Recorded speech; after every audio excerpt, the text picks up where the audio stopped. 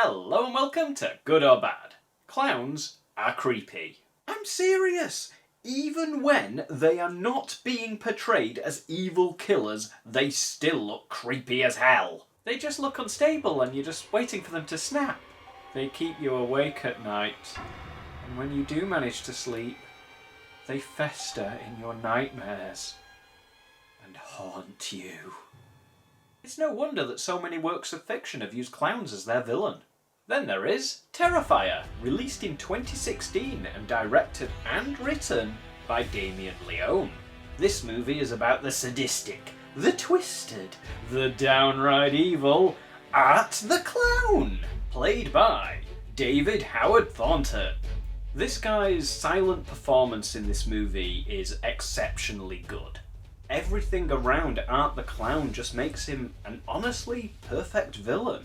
The design is spot on, and Thornton's body language acting is top notch. Now I understand that the director created the character Art the Clown as a minor character for his movie The Ninth Circle, and later reprised the role with a series of short films, as well as being part of the anthology movie All Hallows Eve.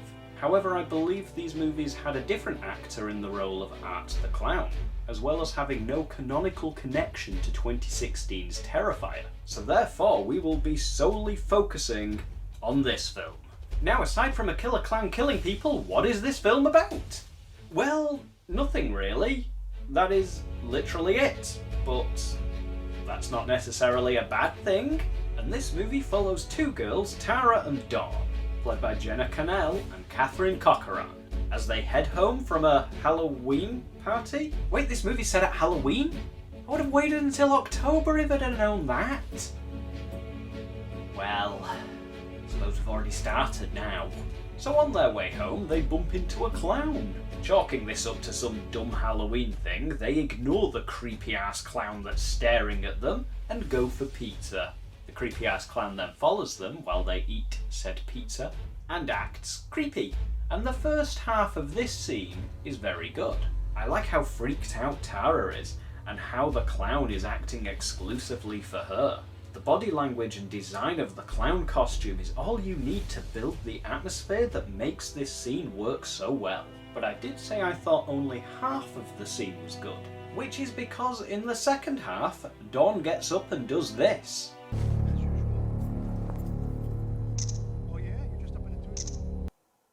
Selfies. After that, Art the Clown gets thrown out because he smears his shit all over the toilet walls. That is disgusting. We deserve a better class of clown. And I'm gonna give it to him. So after the feces incident, the girls go back to Dawn's car but find that the tyre's been slashed. What will they do? They phone for help. Tara calls her sister Vicky, who agrees to come and pick them up, but it will be a bit of a wait. And because Tara needs to answer a call of nature, she opts for the only solution available. Ask random pest control guy who is working at an abandoned run-down apartment building if she can use the toilet of questionable hygiene. And this is where shit hits the fan. Art the Clown begins his murder spree with the two workers at the pizza place. It was bad enough that they had to clean his poo up. Now they get brutally murdered. Isn't he such a lovely clown? He kills them both rather brutally and makes one of their heads look like a pumpkin. I'm sorry, Art, but as tasteful as your handiwork is, I think Michael Myers did this better. He then grabs Dawn, who was waiting in the car, and then chases Tara for a bit, until he captures her and ties her to a chair so she can enjoy the show. He has Dawn tied up and hanging upside down and proceeds to saw her in half from the groin to the head. And I feel I can't show you the more gruesome sections of this film, but let me assure you that what he does to Dawn is pretty damn gruesome, as well as being completely ludicrous. You cannot take a hacksaw and saw someone down the middle as quickly as the clown did in this film. Humans have these things called bones, and provide a bit of resistance when sawing someone in half. So, much like he suspends Dawn, we must suspend our disbelief. Tara then escapes, and does a bit of a fight with him, but I think she loses. And everybody else dies just as brutally. And by everyone, I mean, and in no particular order, Mike the pest control guy, Mike's boss, and a random lady who secretly lives in the building and believes a plastic doll is her baby. This woman is never really explained to us, but she does have an, I don't want to call it a heartwarming moment with Art the Clown, but it certainly is a moment.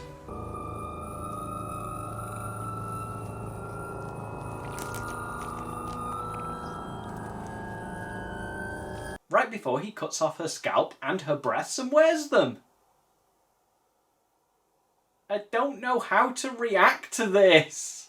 So, Tara's sister Vicky arrives and is lured into all the madness by the clown. They have a bit of a chase and some stabby stab moments. She is all but done for, but remember Mr. Dies, but not necessarily when I mentioned it earlier guy. Well, he shows up and saves her life, and it looks like they will both escape relatively unharmed. They do not. Mike dies and Art starts eating Vicky's face. I suppose it's fair to say that this film is not aimed at a younger audience. The police then arrive and the clown shoots himself and they all don't live happily ever after. They take the now extremely disfigured Vicky to a hospital. And this ties into the start of the movie quite nicely, because it started 1 year after a clown's killing spree left this woman very disfigured, and she was being interviewed by a complete and utter bitch. Yeah, well, if you think she looks that bad on television, imagine what she looks like sitting 2 feet away from you. I was gonna gag at one point. And the disfigured woman, which we now know is Vicky, killed her. And I like the fact that the movie was told in this way. It lends an interesting perspective and really sets the tone for just how brutal this film is going to be. However, the film ends how it told us it was going to end at the beginning. It felt like that sentence didn't make sense, but it does, because the interviewer mentioned that the body of Art the Clown disappeared from the morgue, which we indeed do see happen. This strongly resembles the ending to Halloween Resurrection, with the killer finally being put down and rather surprisingly wakes up, ready to kill again from the slumbers of death. With the biggest difference being, Halloween Resurrection never got a sequel, but Terrifier certainly did. But Terrifier 2 is a story for another day. This film though, to sum it up, it is brutal as hell. The visuals are more than effective and it does a lot right in terms of being a good slasher film. The movie knows how to set the scene, it knows how to creep you out.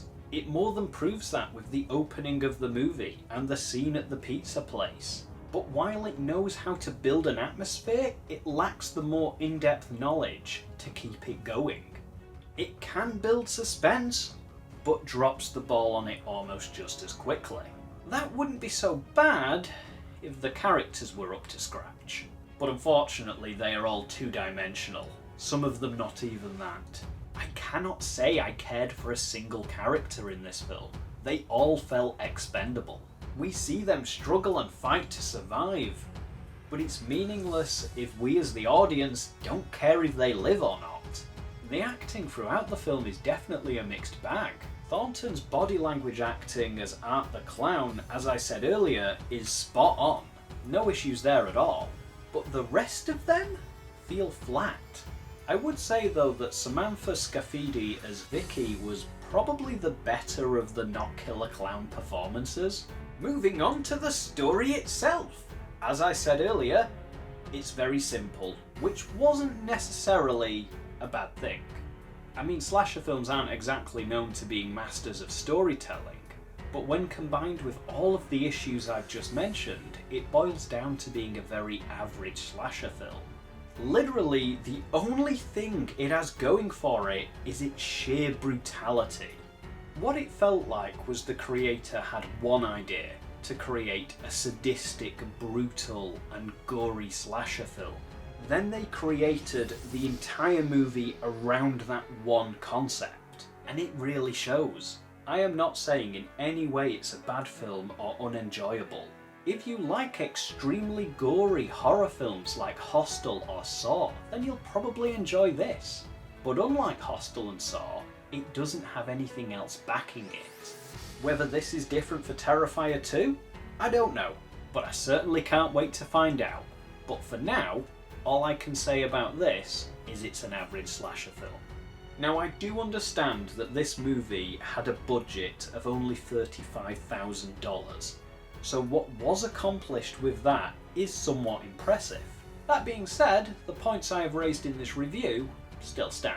They threw all of their eggs into the gore basket and focused entirely on how to make the killer look sadistic at the expense of everything else.